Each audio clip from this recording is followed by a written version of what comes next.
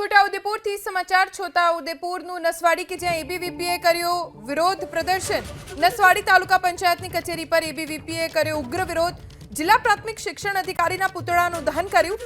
તળાવ પ્રાથમિક શાળા શરૂ કરવામાં વિલંબ થતો હોવાનો એબીવીપીના કાર્યકર્તાઓએ આરોપ લગાવ્યો।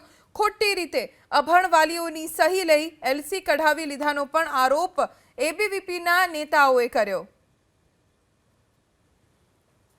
આરટી નિયમ 2009 ના મફત અને ફરજિયાત શિક્ષણના નિયમનો ભંગ કરી આ શાળા બંધ કરેલ છે।